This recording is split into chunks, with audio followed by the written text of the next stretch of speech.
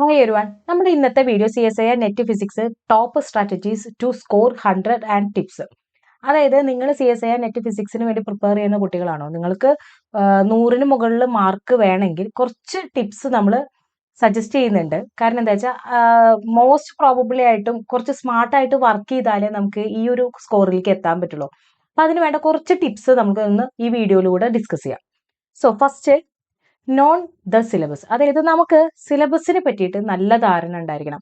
കാരണം എന്തുകൊണ്ടാ വെച്ചാൽ സിലബസ് മസ്റ്റ് ആയിട്ട് ഒരു വട്ടെങ്കിലും നിങ്ങളൊന്ന് നോക്കണം, അല്ലെങ്കിൽ നിങ്ങളുടെ കയ്യിൽ സിലബസ് ഉണ്ടായിരിക്കണം. സിലബസ് ഉണ്ടാവണം എന്ന് പറയാൻ കാരണം എന്താ വെച്ചാൽ CSIR നെറ്റ് എക്സാം 3 ഭാഗങ്ങളായിട്ടാണ് നടത്തുന്നത്. അതായത് part A, part B, part C. Part A എന്ന് പറഞ്ഞു കഴിഞ്ഞാൽ ജനറൽ ആപ്റ്റിറ്റ്യൂഡാണ്. അപ്പോൾ നമുക്ക് ഒന്ന് സ്മാർട്ടായിട്ട് വർക്ക് ചെയ്ത് കഴിഞ്ഞാൽ റീസണിങ് ആയിട്ടുള്ള ക്വസ്റ്റ്യൻസ് ഒക്കെയാണ് അതിലുള്ളത്. ജനറൽ ആപ്റ്റിറ്റ്യൂഡ് നമുക്ക് കിട്ടും. ഈ പാർട്ട് ബിയും പാർട്ട് സി ആണ് ഫിസിക്സിന്റെ. സോ സിലബസിൽ നല്ല വൃത്തിക്ക് പറയുന്നുണ്ട് പാർട്ട് ബിയിൽ ഏതൊക്കെ സബ്ജക്റ്റുകളാണുള്ളത്, പാർട്ട് സിയിൽ ഏതൊക്കെ സബ്ജക്റ്റുകളാണുള്ളത്. കാരണം എന്താ വെച്ചാൽ പാർട്ട് ബിയിലെ കോമൺ ആയിട്ട് വരുന്ന സബ്ജക്റ്റുകൾ, അതായത് ഇപ്പോൾ ഫിസിക്സ് ആണെങ്കിൽ ഫിസിക്സിൽ ഇലക്ട്രോ മാഗ്നറ്റിസം, അതുപോലെ തന്നെ quantum mechanics, classical mechanics, condenser matter, nuclear physics, electronics, mathematical physics, thermodynamics and statistical mechanics എന്ന് പറഞ്ഞിട്ട് പേപ്പേഴ്സ് നമുക്ക് കാണാൻ പറ്റും. അതുകൂടെ ആറ്റോമിക് ഫിസിക്സ്. സോ ആ പേപ്പേഴ്സുകളൊക്കെ നിങ്ങൾക്ക് ഫെമിലിയർ ആയിട്ടുള്ള പേപ്പേഴ്സ് ആയിരിക്കും. പക്ഷെ പാർട്ട് ബിയിൽ എന്താ ഗുണം വെച്ചാൽ ഈ പേപ്പേഴ്സിലെ ചില പേപ്പേഴ്സുകൾ എന്ത് കാണില്ല, പാർട്ട് ബിയിൽ കാണില്ല. ഇപ്പൊ എക്സാമ്പിൾ ഞാൻ പറയുകയാണെങ്കിൽ ഇപ്പൊ കണ്ടൻസർ മാറ്റർ, ന്യൂക്ലിയർ ഫിസിക്സ് ഒക്കെ കാണുന്നുണ്ടാവില്ല. അതായത് മേജർ പേപ്പേഴ്സ് ആയിട്ടുള്ള quantum mechanics, classical mechanics, mathematical physics ഒക്കെ ആയിരിക്കും പാർട്ട് ബിയിൽ ഉണ്ടായിരിക്കുക. എന്നാൽ പാർട്ട് സിയിലേക്ക് എത്തുമ്പോഴേക്കും കോർ പേപ്പേഴ്സ് പോലുള്ള ചില പേപ്പേഴ്സുകൾ, അതായത് ഇലക്ട്രോ ഡൈനാമിക്സ് ക്വസ്റ്റ്യൻസ് വരാം, മാത്തമാറ്റിക്കലിന് വരാം, എല്ലായിടത്തുനിന്നും വരാം. അതിന്റെ കൂട്ടത്തിൽ nuclear physics, condenser matter, experimental techniques എന്നൊക്കെ പറഞ്ഞിട്ടുള്ള പേപ്പേഴ്സ് എന്നൊക്കെ ക്വസ്റ്റ്യൻസ് വരാറുണ്ട്. അപ്പൊ നമുക്ക് എന്താ വെച്ചാൽ പാർട്ട് സിയിൽ ഏത് ക്വസ്റ്റ്യൻസ് ആണ് ഉള്ളത്, അല്ലെങ്കിൽ ഏത് സബ്ജക്റ്റുകളിൽ നിന്നാണ് ക്വസ്റ്റ്യൻസ് വരിക, പാർട്ട് ബിന്നും പാർട്ട് സിയിലും കോമൺ ആയിട്ടുള്ള സബ്ജക്റ്റുകൾ ഏത്, ഇതൊക്കെ ആദ്യം സിലബസ് നല്ല രീതിയിൽ നോക്കണം. അപ്പൊ എപ്പോഴും അത് എല്ലാവരും പഠിക്കാതിരിക്കുമ്പോൾ ആദ്യം എന്താ ചെയ്യുക, ജസ്റ്റ് ഒന്ന് നോക്കും, ഓക്കെ എനിക്ക് ഇത്ര സബ്ജക്റ്റുകളാണ്, പക്ഷെ അത് ഏതൊക്കെ പേപ്പർ ഏതിലൊക്കെയാണ് ഇമ്പോർട്ടന്റ് എന്നുള്ളത് ആരും നോക്കാറില്ല. അപ്പൊ അത് നോക്കുന്നതിന്റെ ഗുണം എന്താ വെച്ചാൽ പാർട്ട് ബിയില് 3.5 മാർക്കാണ് ഓരോ ക്വസ്റ്റിനും, പാർട്ട് സിയിൽ ഓരോ ക്വസ്റ്റിനും 5 മാർക്കാണ്. അപ്പൊ നിങ്ങൾക്ക് മനസ്സിലാവും, നിങ്ങൾക്ക് ഫേവർ ആയിട്ടുള്ള ഇപ്പൊ nuclear physics, atomic, condenser matter, thermodynamics ഒക്കെ ഇഷ്ടമുള്ള ആളുകളാണെങ്കിൽ നിങ്ങൾക്ക് പാർട്ട് സിയിൽ കുറച്ച് സ്കോർ ചെയ്യാൻ പറ്റും. 5 മാർക്സ് വെച്ചിട്ട് സ്കോർ ചെയ്യാൻ പറ്റും. ഇനി ഇപ്പൊ ക്ലാസിക്കൽ മെക്കാനിക്സ്, ഇലക്ട്രോ ഡൈനാമിക്സ് ഒക്കെ ഇഷ്ടമാണെങ്കിൽ അത് നമുക്ക് കൂടുതൽ എവിടെ കാണാൻ പറ്റും, പാർട്ട് ബിയിൽ കാണാൻ പറ്റും. അപ്പൊ നിങ്ങൾക്ക് എന്താ വെച്ചാൽ ആ ഒരു ധാരണയ്ക്ക് വേണ്ടിയിട്ടാണ് ആദ്യം സിലബസ് നല്ല രീതിയിൽ നോക്കണം എന്ന് പറഞ്ഞത്. സിലബസ് നോക്കി അതിന്റെ സ്ട്രക്ചർ മനസ്സിലാക്കിയിട്ട് ഒരു കുറച്ച് ഇമ്പോർട്ടന്റ് ടോപ്പിക്സ് നിങ്ങൾക്ക് ഏതാണോ ഫേവർ ആയിട്ട് വരുന്നത്, അതാണ് ഞാൻ പറയുന്നത്, നിങ്ങൾക്ക് മനസ്സിലാവുന്നത് അല്ലെങ്കിൽ നിങ്ങൾക്ക് പഠിക്കാൻ പറ്റുന്ന സബ്ജക്റ്റുകൾ തിരഞ്ഞെടുക്കുക. ഇപ്പൊ എല്ലാ സബ്ജക്റ്റും പഠിക്കാൻ പറ്റിയില്ലെങ്കിലും അറിയാവുന്ന കാര്യങ്ങൾ തിരഞ്ഞെടുക്കുക. ഏതെങ്കിലും ഒരു 5 സബ്ജക്ട്സ് നല്ല രീതിയിൽ തിരഞ്ഞെടുത്തിട്ട് പ്രിപ്പറേഷൻ സ്റ്റാർട്ട് ചെയ്യുക. അത് സിലബസ് വെച്ചിട്ട് വേണം നിങ്ങൾ തുടങ്ങാൻ വേണ്ടിയിട്ട്. സിലബസിലെ ഓരോ ടോപ്പിക്സ് ഉണ്ടായിരിക്കും, ആ ടോപ്പിക്സ് ഒക്കെ വായിച്ചു നോക്കി നിങ്ങൾ ഒരു PGക്ക് പഠിച്ച ടോപ്പിക്സ് തന്നെയാണോ, അല്ലെങ്കിൽ എന്തെങ്കിലും മാറ്റങ്ങളുണ്ടോ, എന്തും കൂടി റീഫ്രഷ് ചെയ്യാണ്ടോ എന്നുള്ളതൊക്കെ നോക്കി ആദ്യം ആ സിലബസിനെ നല്ല രീതിയിൽ മനസ്സിലാക്കുക. അതിലൂടെ നമുക്ക് എന്തും കിട്ടും, റെഫറൻസ് പോയിന്റ്സും കിട്ടും. നെക്സ്റ്റ് എന്ന് പറയുന്നത് മാസ്റ്റേഴ്സ് ഇമ്പോർട്ടന്റ് ടോപ്പിക്സ്. ഇതാണ് ഇമ്പോർട്ടന്റ് ആയിട്ടുള്ളത്. എക്സാമിന്റെ ഡേറ്റ് ഇപ്പോൾ വന്നിട്ടുണ്ട്. CSIR നെറ്റ് എക്സാമിന്റെ ഡേറ്റ് ഇപ്പോൾ പറഞ്ഞിരിക്കുന്നത് 18-ാം തീയതിയാണ്, ഡിസംബർ 18. അപ്പൊ നമ്മുടെ കയ്യിൽ ഇനി ഒരു മാക്സിമം പോയ ഒരു 60 ദിവസം എന്നുള്ളത് നമ്മൾ കാൽക്കുലേറ്റ് ചെയ്യാം.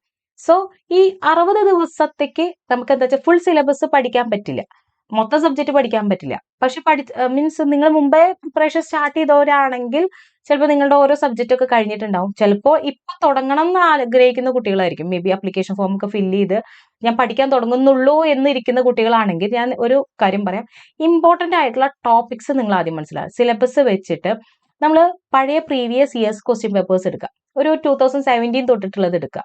17 തൊട്ടിട്ട് ഏതൊക്കെയാണ് കൂടുതലായിട്ട് ഇമ്പോർട്ടന്റ് ആയിട്ട് വന്ന ഭാഗങ്ങൾ, അതായത് ഓരോ കൊല്ലം ഓരോ രീതിയിലാണ് ക്വസ്റ്റ്യൻ പേപ്പേഴ്സ് വരിക. സോ ഇമ്പോർട്ടന്റ് ആയിട്ട് ഇപ്പോൾ ചില ടോപ്പിക്സ് ഇപ്പൊ എക്സാമ്പിൾ ഞാൻ പറയുകയാണെങ്കിൽ ഇലക്ട്രോ ഡൈനാമിക്സിലെ EM വേവ് കണ്ടക്ടേഴ്സ് അല്ലെങ്കിൽ സ്കിൻ ഡെപ്ത് എന്ന് ഒരുപാട് ക്വസ്റ്റ്യൻസ് വരാറുണ്ട്. റേഡിയേഷൻ പ്രഷർ കാണാനൊക്കെ ചോദിക്കാറുണ്ട്. ഇപ്പൊ ക്ലാസിക്കൽ മെക്കാനിക്സ് ആണെങ്കിൽ ഓസിലേഷൻ, ലഗ്രാഞ്ചിന്റെ ഭാഗത്തുനിന്ന് ക്വസ്റ്റ്യൻസ് വരാറുണ്ട്. സെൻട്രൽ ഫോഴ്സ് നിന്ന് ക്വസ്റ്റ്യൻസ് വരാറുണ്ട്. ആറ്റോമിക് ഫിസിക്സ് ആണെങ്കിൽ റൊട്ടേഷണൽ സ്പെക്ട്രോസ്കോപ്പി, വൈബ്രേഷൻ സ്പെക്ട്രോസ്കോപ്പി എന്നൊക്കെ ക്വസ്റ്റ്യൻസ്, ലേസറിന് ക്വസ്റ്റ്യൻസ് ഒക്കെ വരാറുണ്ട്. പിന്നെ ആറ്റോമിക് ഫിസിക്സ് പിന്നെ വരുന്നത് ഗ്രൗണ്ട് സ്റ്റേറ്റ് കണ്ടുപിടിക്കാൻ വേണ്ടിയിട്ട്. അപ്പൊ എന്താ വെച്ചാൽ ഓരോരോ ടോപ്പിക്സ്, അത് നിങ്ങൾക്ക് ചിലപ്പോൾ ഞാനിപ്പോൾ ഈ പറഞ്ഞ ടോപ്പിക്സ് ചിലപ്പോൾ അറിയുന്നുണ്ടാവും. ചിലപ്പോൾ ചില ക്വസ്റ്റ്യൻസ് കാണുമ്പോൾ ഡിറാക് ഡെൽറ്റ ഫംഗ്ഷന്റെ കാണാൻ ചോദിക്കും. ചിലപ്പോൾ ബെസൽ ഇക്വേഷൻസ്, അതായത് മാത്തമാറ്റിക്കൽ ഫിസിക്സിൽ സ്പെഷ്യൽ ഫംഗ്ഷൻസ് ഉണ്ടല്ലോ, അതിന്റെ ബെസൽ ഇക്വേഷൻ എന്നൊരു ചോദ്യം വരും.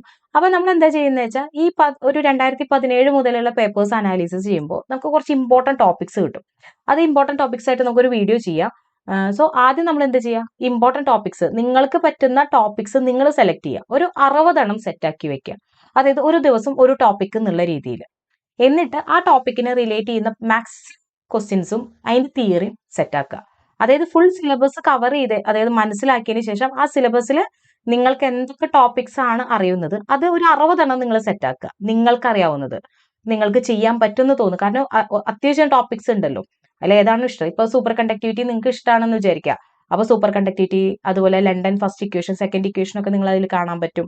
കൂപ്പർ ബയറിന്റെ ഇക്വേഷൻസ് അതിനെ പറ്റിയിട്ട് പഠിക്കുക. അപ്പൊ ഓരോരുത്തർക്കും ഓരോ ഇഷ്ടങ്ങൾ ഉണ്ടായിരിക്കും. അത് സെലക്ട് ചെയ്ത് വെക്കുക. എന്നിട്ട് അതിനെ പറ്റിയിട്ട് ഒരു ലിസ്റ്റ് ഉണ്ടാക്കുക. അതായത് ഒരു 60 ടോപ്പിക്സ് വെച്ചിട്ട് ലിസ്റ്റ് ഉണ്ടാക്കുക. ലിസ്റ്റ് ഉണ്ടാക്കിയിട്ട് എന്ത് ചെയ്യുക, അത് ഓരോ ദിവസം പ്രിപ്പയർ ചെയ്യുക. ഓക്കെ. അപ്പോൾ നിങ്ങൾ എന്താ വെച്ചാൽ പ്രിപ്പയർ ചെയ്യുമ്പോൾ ഓക്കെ PYQs ആയിട്ടും കൂടി കമ്പയർ ചെയ്യുമ്പോൾ നിങ്ങൾ പഠിക്കുന്ന കാര്യം ഒന്നും കൂടി സ്ട്രോങ് ആയിരിക്കും. അതാണ് മാസ്റ്റേഴ്സ് ഇമ്പോർട്ടന്റ് ടോപ്പിക്സ് എന്ന് പറയുന്നത്.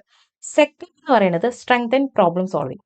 ഇതാണ് ഇമ്പോർട്ടന്റ്. നമുക്ക് പ്രോബ്ലം ചെയ്യാനുള്ള ഒരു സ്ട്രെങ്ത് നമുക്ക് വേണം. കാരണം ഇപ്പൊ ചിലപ്പോൾ കോൺസെപ്റ്റ് നല്ല രീതിയിൽ അറിയുന്നുണ്ടാവും.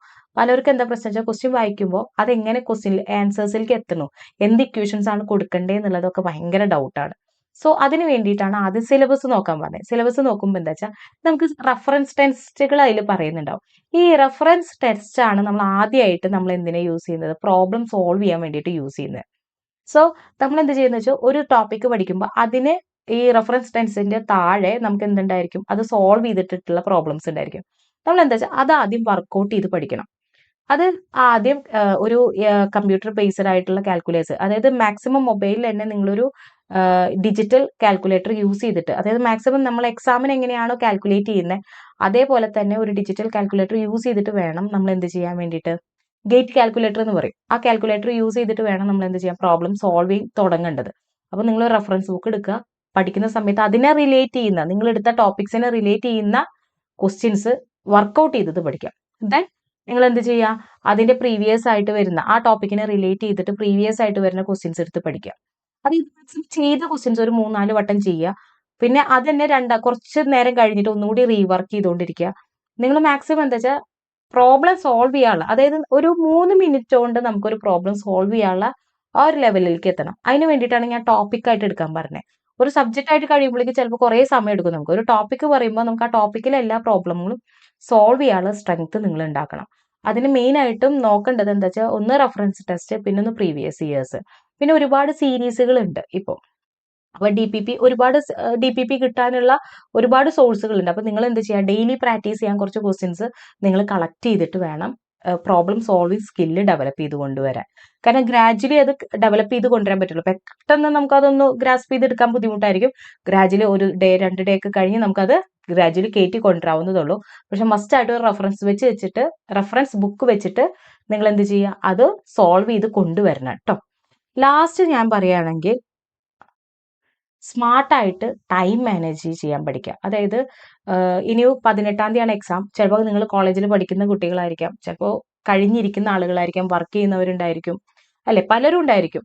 സോ എല്ലാവർക്കും ഒരൊറ്റ പ്രശ്നം ടൈം മാനേജ്മെന്റ്. മാക്സിമം ഒരു 4 hours നിങ്ങൾ ഇതിനു വേണ്ടി സ്മാർട്ടായിട്ട് മാറ്റി വെക്കണം. അതിന് വേണ്ടിയിട്ടാണ് ഞാൻ ആദ്യം പറഞ്ഞ പോലെ ടോപ്പിക്സ് സെലക്ട് ചെയ്യാൻ പറഞ്ഞത്. അതായത് ഇപ്പൊ എല്ലാവർക്കും ചെയ്യാൻ പറ്റുന്ന ഒരു കാര്യമാണ്. ഒരു ടോപ്പിക്ക് മാക്സിമം ഒരു 4 മണിക്കൂർ പഠിച്ചു കഴിഞ്ഞാൽ നമുക്ക് എല്ലാ ഭാഗത്തു നിന്നുള്ള ക്വസ്റ്റ്യൻസ് നമുക്ക് സോൾവ് ചെയ്യാൻ പറ്റും. അതായത് ഒരു ദിവസം ഒരു ടോപ്പിക്ക് വെച്ച് പഠിച്ചു കഴിഞ്ഞു കഴിഞ്ഞാൽ നിങ്ങൾക്ക് എല്ലാ ഭാഗത്തു നിന്നും സോൾവിങ് നടക്കും. അപ്പൊ നമ്മൾ എന്താ ചെയ്യേണ്ടത്, ടൈം മാനേജ്മെന്റ് പറയുമ്പോൾ മാക്സിമം ഒരു 4 hours, അത് ഒരു മോർണിംഗിലും ഈവനിങ്ങിലായിട്ട് സ്പ്ലിറ്റ് ചെയ്യുക, അല്ലെങ്കിൽ ഒരുമിച്ച് ഒറ്റ സ്ട്രക്ചറിൽ നിങ്ങൾക്ക് ഒരു 4 hours ഇരിക്കാൻ പറ്റും. അങ്ങനെ എങ്ങനെ പോയാലും മിനിമം നിങ്ങൾ എന്ത് ചെയ്യുക, ഒരു 4 hours ഇതിനു വേണ്ടി മാറ്റി വെക്കണം. അതായത് ടോപ്പിക്കിനെ പറ്റി നന്നായി മനസ്സിലാക്കാൻ 1 മണിക്കൂർ എടുക്കുക. അതുപോലെ തന്നെ അതിന്റെ ക്വസ്റ്റ്യൻസ് ചെയ്യാൻ 1 മണിക്കൂർ, ഫോർമുലാസ് പഠിക്കാൻ വേണ്ടി 1 മണിക്കൂർ, പിന്നെ പ്രാക്ടീസ് ചെയ്യുന്ന ക്വസ്റ്റ്യൻസ് ചെയ്യാൻ 1 മണിക്കൂർ. അതായത് ആ ഒരു ദിവസം ആ ഒരു ടോപ്പിക്കിന് വേണ്ടി മാത്രം ഇൻവെസ്റ്റ് ചെയ്യുക. എന്നിട്ട് പഠിച്ചു നോക്കൂ, നിങ്ങൾക്ക് സ്മാർട്ടായിട്ട് നിങ്ങൾക്ക് നല്ല രീതിയിൽ ക്രാക്ക് ചെയ്യാൻ പറ്റും. അപ്പൊ ആദ്യം എന്താ ചെയ്യേണ്ടത്, ഒരു ടോപ്പിക് എടുക്കുക, ആ ടോപ്പിക് നല്ല രീതിയിൽ സ്ട്രക്ചർ ചെയ്യുക. ഒരു 4 hours നമ്മൾ എന്ത് ചെയ്യുക, ആ ടോപ്പിക്കിലേക്ക് മാത്രം ഇൻവെസ്റ്റ് ചെയ്യുക. ഇപ്പൊ നെറ്റിന്റെ ക്വസ്റ്റ്യൻ മാത്രമല്ല ചെയ്യേണ്ടത്, അതാണ് ഞാൻ പറയാൻ വന്നത്. ഇപ്പൊ CSIR നെറ്റിന്റെ ഫിസിക്സിന്റെ ക്വസ്റ്റ്യൻസ് മാത്രമല്ല, അതായത് ഒരു ബേസിക് ലെവലുള്ള ക്വസ്റ്റ്യൻസ് വരെ തുടങ്ങുക. അതായത് എന്താണ് എന്നുള്ളത് രീതിയിൽ. ഇപ്പൊ ഒരു എക്സാമ്പിൾ ഞാൻ പറയാം, ബോർ ആറ്റം മോഡൽ.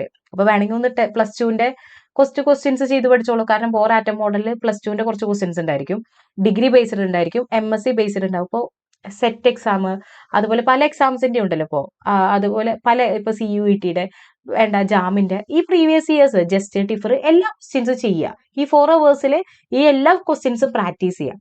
ആ ഒരു ടോപ്പിക് ആ ഒരു ദിവസം കൊണ്ട് നമ്മൾ സെക്യൂർ ആക്കുക. അതാണ് ഈ സ്മാർട്ടായിട്ട് നമ്മൾ എന്ത് ചെയ്യുക, ടൈം മാനേജ് ചെയ്തിട്ട് പഠിക്കേണ്ടത്. അത് 2 hours എങ്ങനെയാണോ പഠിക്കാൻ വേണ്ടി 2 hours പിന്നെ വർക്കൗട്ട് ചെയ്യാൻ വേണ്ടി 2 hours മാറ്റി വെക്കുകയാണെങ്കിൽ അങ്ങനെ. അത് മോർണിംഗിൽ 2 hours, ഈവനിങ് 2 hours ആണെങ്കിൽ അങ്ങനെ കേട്ടോ.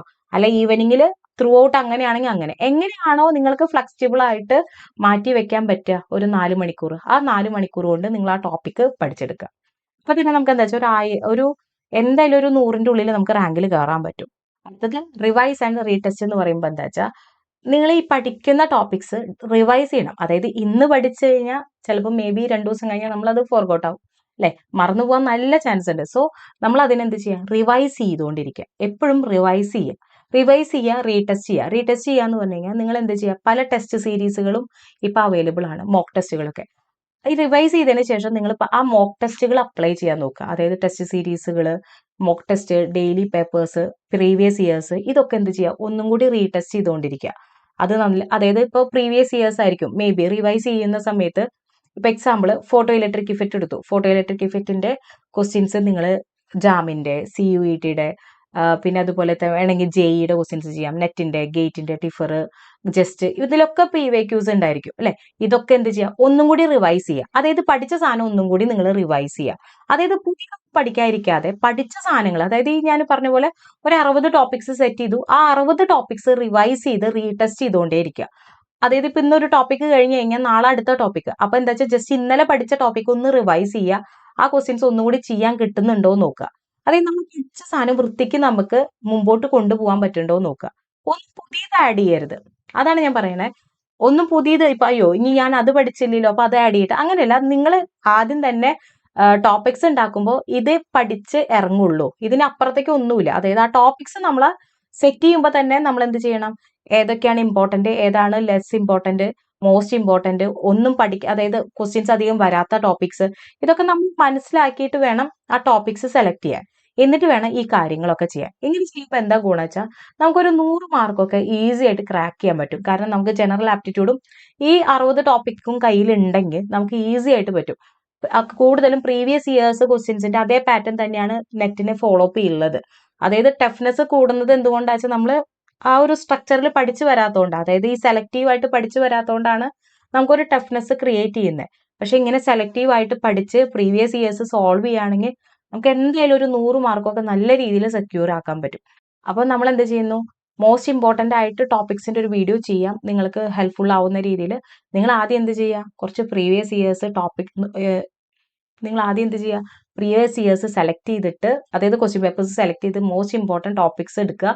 എന്നിട്ട് അതിന് വേണ്ടിയിട്ട് ഒരു ടൈം വെച്ചിട്ട് അത് പഠിക്കുക. അപ്പോൾ തന്നെ നമുക്ക് നല്ലൊരു സെക്യൂർ ആയിട്ട് റാങ്കിലേക്ക് എത്താൻ പറ്റും. ഓക്കെ.